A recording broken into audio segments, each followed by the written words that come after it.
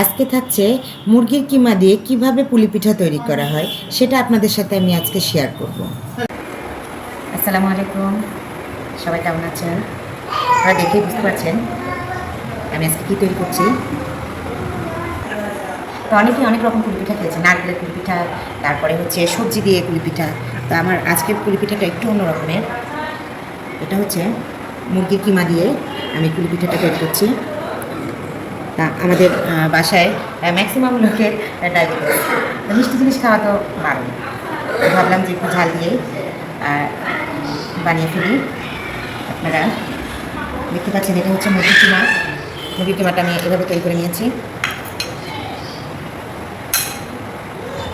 এটা যার যার মনের ব্যাপার।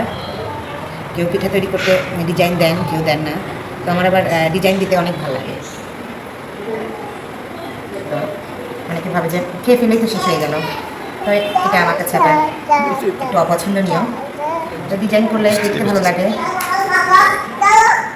খাবার আগে যদি খাবার জিনিসটা দেখতে সুন্দর লাগে তো খাবার আগ্রহটাও বেড়ে যায়।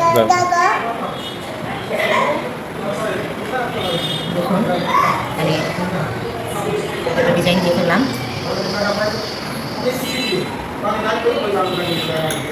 অনেকে বিভিন্ন জিনিস দিয়ে পুলি পিঠা তৈরি করেন।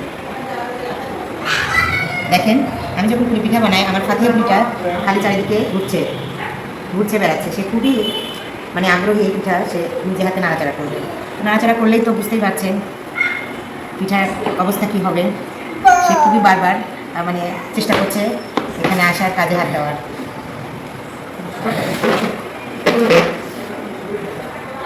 আসলে যাদের ডায়াবেটিক্সে ভুগি তারা অনেক সময় অনেক কিছু খেতে ইচ্ছা করলেও ডাক্তারি এই অনুযায়ী খেতে পারে না আসলে।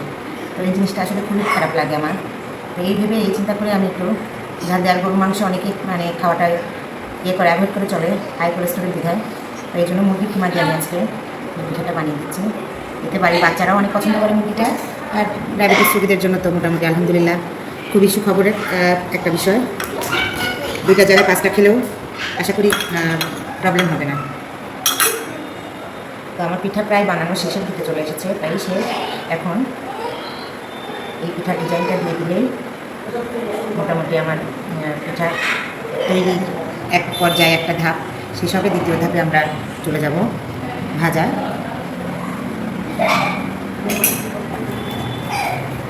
তো আমার পিঠায় চলুন তাহলে আমরা ভাজার জন্য রান্নাঘরে চলে যাব।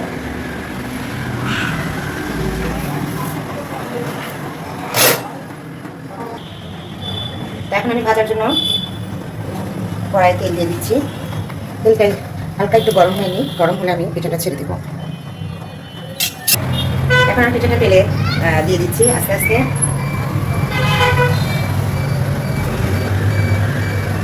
দেখুন খুব সুন্দর লাগছে দেখতে।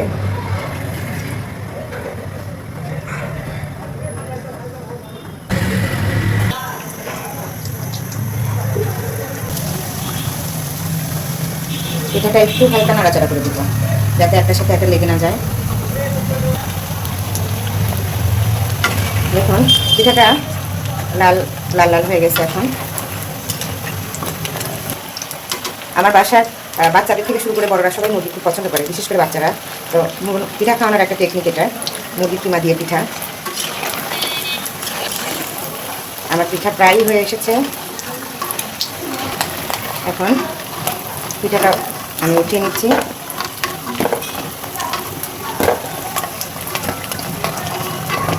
দেখেন কি সুন্দর একটা রং এসেছে।